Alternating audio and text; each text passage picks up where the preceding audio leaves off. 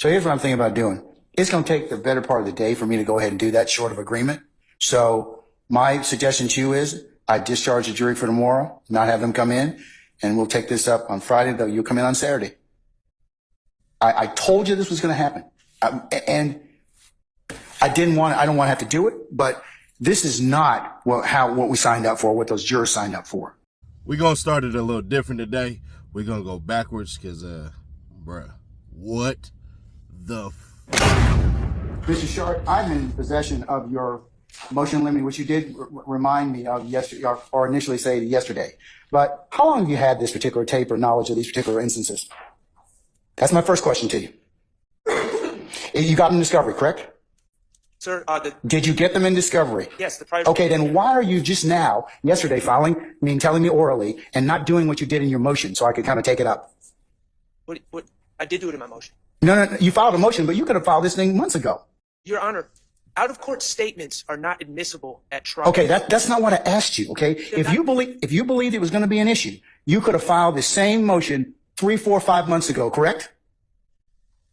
It's not. Yes or no? If you want me to say yes, yes. Okay, that's my point. That's my point about being a forewarned judge is a happy judge, okay? Because we are now taking time out, and I'm putting the jury in the back on something that you told me yesterday about, but you could have memorialized this in a motion more than 3 months ago, probably last year. And I could have taken it up, and I could have ruled on this. I don't have any problem with that, but this is an example of something. If you want to do something like this, go ahead and file the motion. You should have filed it months ago.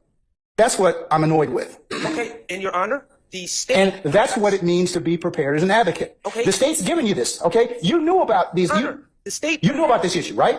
Perhaps the state, knowing that it's an issue, would not want to admit evidence of an individual being a prosecutor and a defense attorney on the same time. I get it, but so you perhaps it's not on me. Perhaps the state should not be. Oh, it's on you, okay, and it's on them. It's on me. You know why? It's on you because you could have filed this thing months and months ago, and you could also had a conversation with the state. I have. Okay, and are they going to use this particular information? You'd have to ask them. Well, that's not what I asked you. Are they going to use that particular information? I cannot speak for the state, Your Honor. Okay. Do you see the problem or the issue that you filing this untimely motion has caused? Yes or no? You're not going to like my answer, so I'm just going to remain silent. That's not being an advocate, because if you can give me a reason as to why you waited months and months, because you probably, when did the state give this interviews? The first interview or note that you were going to, about the proffer agreement with Mr. Chada Jimenez. The proffer agreement was in the first round of discovery in July of 2022. Okay. When was the other interviews that were made from 2015 turned over? July 2022. Okay. So arguably, Mr. Sharp, this could have been filed sometime in 2022 or early 2023 when we started having these particular motions. Your colleagues, you filed several motions. Several preliminary issues I've had to take up. So that's what I'm telling you in terms of just having to stall the proceedings so I can go ahead and take this up. I'm not trying to stall anything, Your Honor. No. And I don't mean you.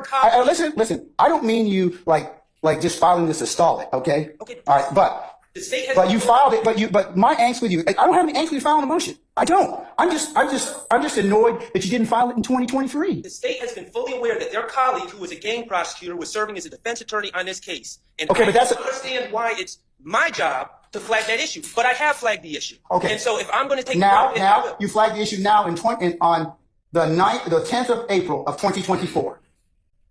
Have a seat, sir. Okay. Thank you. State. Are you going to be using this recording involving, I'm going to mark Mr. Sharp's motion in limine as the next court exhibit, but are you going to really use this motion, use the proffer agreement or proffer that was held on or about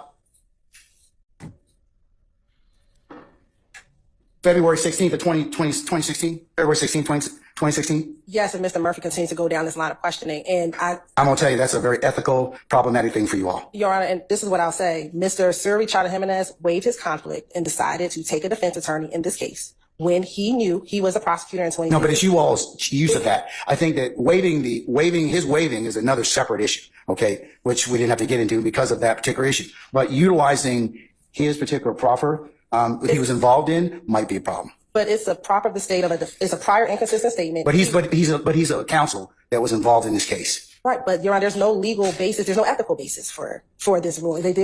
He was a state's attorney, like anyone else can get jobs and move on and do whatever. I know that, but there's a prior inconsistent statement. Whoever the state's representative is doesn't matter. The fact of the matter is it's a prior inconsistent statement. Well, I think Mr. Murphy is, it may confuse the jury because the jury's seen Mr. Jimenez as a defense counsel for another prior accused who is now no longer in this case. So yes, there is the possibility and the probability that they are going to be confused about that. so can we not just instruct the jury that he was previously with the state of Georgia and left and got a new job? Like what? There's a remedy for that. The state is not going to harp on the fact that Mr. Jimenez was a prosecutor then, but this is the prior inconsistent statement. He had a previous job, and like anyone else in the world, in the country, they can leave their position and go on to another case. When this case started, Mr. Jimenez knew that this proffer existed. He chose to represent a client in this case. He is no longer he's no longer representing any of these individuals in the courtroom, Your Honor. So Mr. Jimenez, as a defense attorney or a prosecutor in this case, is of no consequence because he's not even present in these proceedings. His work with this case is completed. Your Honor, the sole reason why we're bringing this in has nothing to do with Mr. Jimenez. It has solely to do with the prior inconsistent statement, and the state should be able to confront this witness with any prior inconsistent statement that he plans on clearly giving during the course of his testimony in court. You'd agree that that Mr. Chowder Jimenez's, if the tape or anything would be utilized, it would have to be redacted. I don't agree with that, Your Honor, because he does not, and a few things about the proffer, Your Honor. But you see, here's the problem, and here's what I'm going to get on you all about. You all knew this was going to be an issue. We did not. You put this in discovery. But we did not. One of your former colleagues who took a proffer, who then you made it as part of your discovery. So how could you know it wasn't an issue? Because, Your Honor, we put the proffer because that's the prior consistent statement. It had nothing to do with Mr. I know, but we did not think this was going to be an issue. But the employment issue may be something that the court wanted to take up. Your Honor, but the state did not believe it to be an issue until Mr. Shaw brought it to our attention yesterday. The state did not believe it to be an issue because. All right, I guess you all will be working this weekend then, because this is exactly what I told you was going to be a problem. You bring this stuff up, I got a jury sitting in the box, and you got a witness that you're probably going to have days of examination with. So let me go ahead and decide I'm going to recess for about 10 minutes. We'll make a decision on that. Because, and you, Mr. Sharp, no law in your motion or motion in limine for me to consider. You probably need to supplement it with some law. So I'll let you all think about that. I'll be back in 10 minutes. We're in recess. Mr. White went on to explain to Detective Dennis. So he went back in the store, told O.G. Bentley what was going on. O.G. Bentley stayed in the store for like a good 10 to 15 minutes. He did not come out. Then after that, about 5 to 10 minutes later, a white Dodge Nitro Jeep 4x4 pulled up to the gas station, right? Wrong. You told Detective Dennis that the white Dodge Nitro would pull up on the side of O.G. Bentley in their car, right? No. And Mr. White, you then told Detective Dennis that the people in the white Dodge Nitro got out of the car with AKs and sticks and 40s and shit, and came to our car like they was like what's popping and all that. Why would I be telling you something if it's not even my case? This ain't got nothing to do with me. I ain't involved in nothing. I ain't shoot nobody. I didn't rob nobody. This don't have nothing to do with me. So why would I be giving you some information about something? This ain't got nothing to do with me. Mr. White, I'm talking about the conversation you had with Detective Dennis. Bro, you lying like fuck, man. This is not, man. Come on, man. So, Mr. White, do you know what an AK, sticks, and 40s are? You do too? I'm not. You. So if someone's pump faking with a gun, are they acting like they're going to shoot you, but they don't? I guess. Mr. White, you described to Detective Dennis that the person pulled out that bench like they was fixing to shoot. So our partner, he drove off. Everybody in the car, they ducked their head off because we thought they was fixing to shoot. Right? Wrong. Mr. White, you told Detective Dennis that we drove down there by the cemetery like boom. And you know that trucking company on the left. Right? Left. If this the same dude who you keep trying to bribe me to tell him somebody that don't have nothing to do with me. What are you talking about with the bribe, Mr. White? Well, now you don't know what I'm talking about. I'm asking you. You know everything, yeah? Mr. White, I'm asking you questions. Explain. What are you talking about? And listen, this don't have nothing to do with me. This don't have nothing to do with me. I never told you. My folks ought to know about it. This don't have nothing to do with me. I don't even know this dude. Why would I be having somebody shoot at somebody I don't know? Mr. White, Detective Dennis asked you, when does it stop when somebody's baby got shot? And you told him, somebody's baby, not my baby, right? A baby got shot. You didn't tell the Texas dentist that? Hell, fuck, no, I ain't even talking to you. You going off the wall now. And Mr. White, he asked you, what if they hit your baby trying to get at you? You tell him, you don't have a baby. My mom doesn't even come outside. I tell my mama not to come outside, right? My mom is not living right now. But she was back in 2015, right? And my mama don't even come outside because she was old. I'm not even that at all. I'm asking you, you told the Texas dentist that your mom doesn't come outside and he's asking what if someone innocent had got shot. So I'm asking you, why did you think about your mom and asked you that?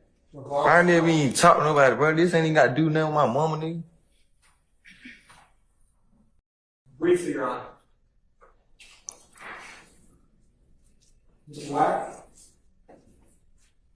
you didn't cuss one time when you were just speaking with Mr. Steele, did you? No. Your demeanor's a lot calmer now than you and I spoke, right?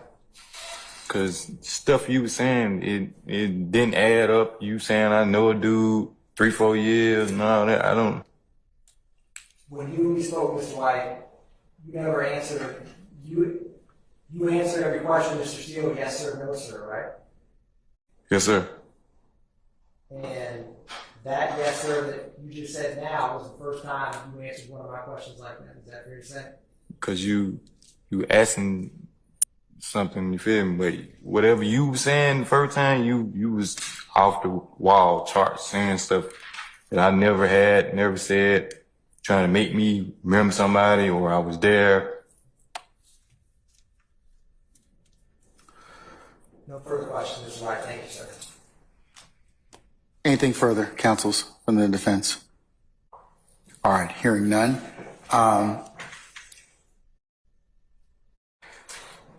Mr. Atkins, may we permanently or temporarily excuse Mr. White? Permanently, Your Honor. Let me ask you this. Do you know an individual by the name of Trontavia Stevens? Yeah. Okay. Was Trontavia Stevens a part of Rock Crew? A part of it? I can't really say he was a part of it. I mean, I guess you would have to be Rock Crew to say he's a part of it. I don't really know that. Jeffrey Williams, was he a part of Rock Crew? I don't know. He's not even from Cleveland Avenue. I might have did. You might have did? Okay. Yeah. What gang might you have called yourself a member of? Blood. When did you start calling yourself a member of the Blood? I can't remember what year. It was just. Let's go back to our timeline. So trying to orient you. Was it when you were living in Gilbert Garden or Cleveland Avenue and Browns Mill Road? I think.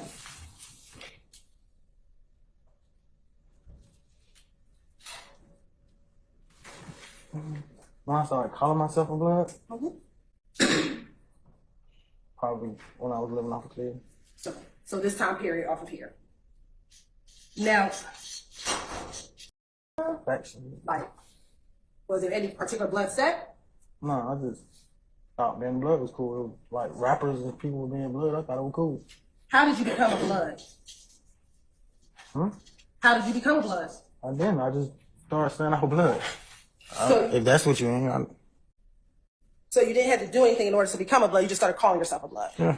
Did you hang around with other individuals who were Bloods? Did you hang around any other individuals that called themselves Bloods? I don't know. I know I was calling myself a blood. I don't know what nobody else was doing. Did you hang around other people and y'all were in a group together and each of you all called each other Bloods? Was there ever a time that you and other people were together and called yourselves Bloods? I'm trying to figure out who, like, what you saying. That I don't understand that. I've hung around people who call themselves Christian, Muslim. I hung around all kind of people. So I'm asking specifically why you were in prison. While you were in prison, did you still claim to be a member of the Bloods? You asked me about being around a group of people who call themselves a blood. I said that would have had to be in prison or in jail. Okay. That's what I said. I ain't say calling or none of that, what you just said. So I'm asking you, while you were in prison, did you call yourself a Blood while in prison? When I went to prison, no. Why not?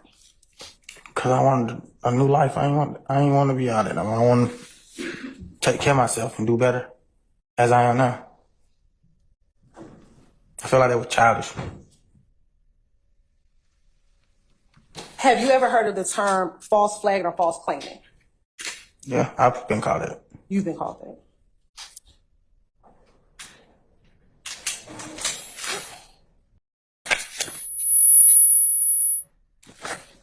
Yeah.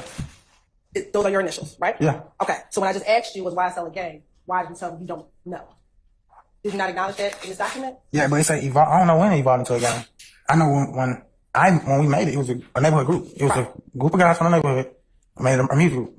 And in this acknowledgement that you initialed, you said it evolved into a gang. That's what you initialed. Yeah. Okay. So I don't YSL, know when it evolved into a gang though. I didn't ask you when. I just asked you, did YSL become a gang? Yeah. Okay.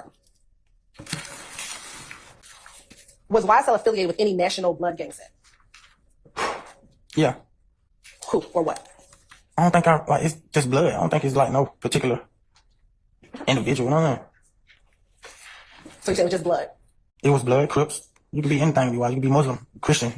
YSL, it wasn't no, you gotta be this to be YSL. No, it was just, you wanna be YSL, you be YSL. Nobody said you can't be YSL. A fan wake up tomorrow and be like, oh, YSL, you YSL. I'm tell you not. So YSL was made up of people who were part of other gangs, Bloods and Crips. Yeah. Okay. Who were some of the Crips that were part of YSL?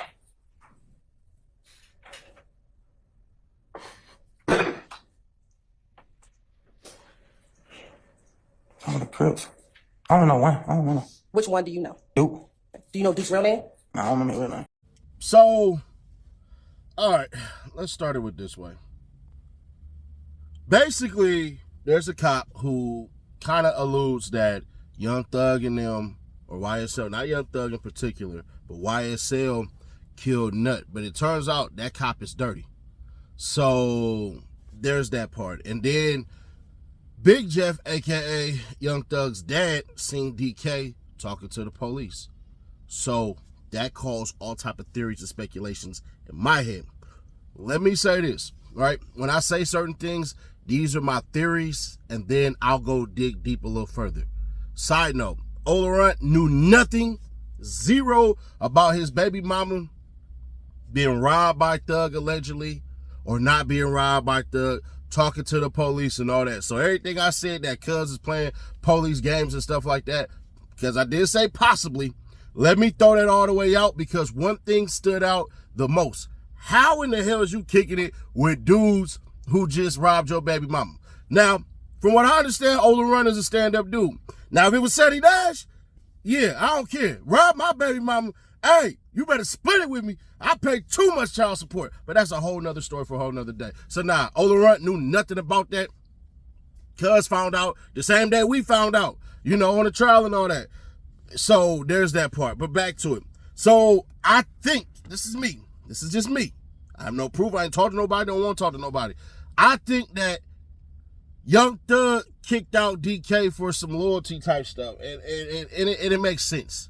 Maybe a little jealousy and stuff like that, because he did say, and this is speculation, by the way, he did say, hey, man, hella people start coming around, Crips and all that and everything, and Pee Wee Roscoe, he a Crip, and Duke is a Crip, and, you know, they running with Thug, damn near like they best friends, and me and Tick, we started it. And it's kind of interesting because you kind of see that a little bit.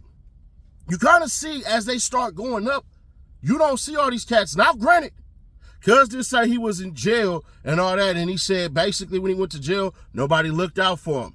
That kind of helps get rid of a couple of theories. But here's where DK don't know it, or maybe he do know it, because the perception is going to be you snitching. And I don't think he meant it that way, but this going to be the perception that he telling. And I'm going to tell y'all why. By admitting that YSL was founded, so the inception, the beginning, was started by you, Tick, and Thug. You never necessarily say that, hey, bruh, Thug started it and we followed him. No, you said y'all all came up with it and y'all wasn't on Cleveland when y'all started it. Now the question then becomes, who are the leaders? So you basically just put Young Thug as a leader without even knowing it. I don't think Cuz meant to do it, But as far as it go, whether you meant to tell or not, you told the spot. So they're already painting that. Once again, Brian still is able to prove, and once again, it's not illegal to be a gang member. So it's not illegal to be a blood. It's not illegal to, it's not a RICO or gang injunction if I just so happen to be a gang member and a homie be a gang member and we do something. It's different when there's instruction. So there's that part. But by him doing that, he put Young Thug back against the wall. Now, you still have to prove instruction. Part of the RICO that everybody keeps missing. The RICO is essentially saying there's a head of the gang that's instructing everybody to do it. It's like this. Y'all can't get me because technically I didn't commit any crimes. I just told them what to do. But since they got their orders from me, that makes me just as guilty. Not just on the conspiracy tip, but because they're following my instructions because I'm the leader. That's what a RICO in its most rudimentary form is. Now, I got a question. And I'm fairly certain somebody gonna ask it. They asked that man, YSL was a group, then it became a gang. And he said, yeah. How did you know it became a gang? What proof did you see that it became a gang? Now, if he says because they were hanging out with gang members, that's a good look. Why is it a good look? Because if you're a blood, you're supposed to be a part of a blood gang. You're a Crip, you're supposed to be a part of a Crip gang. So that could be that. But him saying YSL is a gang, bruh, somebody has to ask the question, how does he know that? See, and I think Steele's going to be the one to do it. They still got to kind of paint it as though, as far as what Steele has to do, is that really, bruh, y'all is just kicking it. Steele is going to say some stuff to piss him off because he has to. And then, oh, man. DK was the first one to sign the RICO deal. He was the first one. Gunna was number 2. So I'm looking at this RICO, bruh, and I'm asking them this. What crimes did these niggas sign off on? When we signed a plea deal, right? I got arrested for the, 3rd time. When I was 15 years old on assault with a deadly weapon and 3 counts of assault, right? Got sent to juvenile hall. They're like 2 months, and that's that. Graduated from continuation school. So all that, I was bad in school. I didn't see y'all niggas at these alternative schools, bruh. Y'all walked across the stage and threw y'all caps and gowns in the air. But shout out to y'all, because that's way better than the shit I endured. The RICOs, bruh, the RICOs, I literally had to ask this question. What crimes did they sign off on? Because when I just said, all right, let me out of here, and I signed and I said I did it, it was to these specific crimes, the specificity. There is nobody in here in any of these deals that I've seen that literally said that. These plea deals might be bad, like 2 types of bad. A bad plea deal for the DA and a bad plea deal for how it is enforced, because you got 10 years of probation. But 5 can fall off if you do right. Because think about it. Even Gunna's plea deal never says any crime. Now, should he have done it? No. But I had to kind of look at it like, is it necessarily snitching? Because a lot of cats about to come up and have to take that stand. If Gunna don't come up and take that stand, what are we doing? Because all Gunna has to do is say, bruh, Briss was YSL. We seen that this nigga shot the damn cop on the damn what's name. We seen that he shot the damn cop. So that was a crime right there, all over TV. That's all he got to say, and it's true, even though you're not supposed to say that. And on top of that, bruh, all he's charged with is literally being in the car at certain points of times. Why do I say what I'm saying? Because nobody in the YSL signage and stuff like that are literally, and I mean this emphatically, are saying that me and Young Thug committed this crime and he told me to do it. That's on the DA to prove. That's a terrible deal. It's pretty stupid. But I know for a fact DK ain't been around them niggas in over a decade. He been left everybody alone. So I honestly think DK don't care. Like, nigga, I don't be over there in Cleveland. Now I'm raising my kids, building homes and glasses and all this stuff and everything. I really don't think DK give a damn. Which shout out to him, bro, because if this Young Thug trial has proven anything, is that money will change you and people around you and change your circumstance. Also, at the same time, bro, sometimes what you think you doing shit for, everybody got different directions in which they want to go, and you need to let them lead. I get trying to look out for your hood and stuff like that and put your people on and all that and everything. And I know 100% that, like, years ago, Thug was kicking niggas out. Like, literally, you can go home, bro. You doing a bunch of dumb shit and stuff like that. Cuz started wising up. This is a case of too little, too late, it seems. Now, who wins the day? The DA wins the day. The DA wins the day. Because at the end of the day, she got this nigga to admit YSL's a gang, that Young Thug and them basically created it. Tick and Young Thug created it. But it's even funnier because he said something that Tick said. Tick said Young Thug ain't rock crew because he wasn't raised on Cleveland. And this nigga said the same damn thing, which means y'all kind of helped him out a little bit by saying that. But either way it go, technically, yeah, that's telling. But it's telling because you tricked yourself up not knowing you got tricked. Do I like it? Nah. But at the same time, nigga, you could have said a gang was a gang of people. Like a gang of, you know what I'm saying? My interpretation of gang was, it was a bunch of people. Like, nigga, YSL is a gang. Yeah, a gang of niggas that want to rap and sing. That's what I would have said. If I had to come back on that downstairs and say that, I would have been like that. And maybe he might. Maybe Brian Steele might ask him, hey, because I think Brian Steele's going to cross-examine him. I think Brian Steele's going to ask him, what is your definition of a gang? And if that motherfucker say a gang of niggas, I'm going to be crying. And shout out to dude, but he definitely told. D'Angelo White, you told, bruh. But I don't think you told. I think you wanted to be a paid informant and they wasn't going for it. Then you asked for $20, bruh. $20. But Cub was funny as hell. And to answer Shawty's goddamn question, you do realize all that cussing that he was doing, the judge, he kind of set it up. Slime shit, where the lyrics state, hey, this is that slime shit. Hey, YSL shit. Hey, killing 12 shit. Hey, fuck a jail shit. Hey, cooking white brick. I'm not new to this. Hey, so I'm not new to this. Hey, I'm so true to this. Hey, I done put up a whole slime of 100 licks.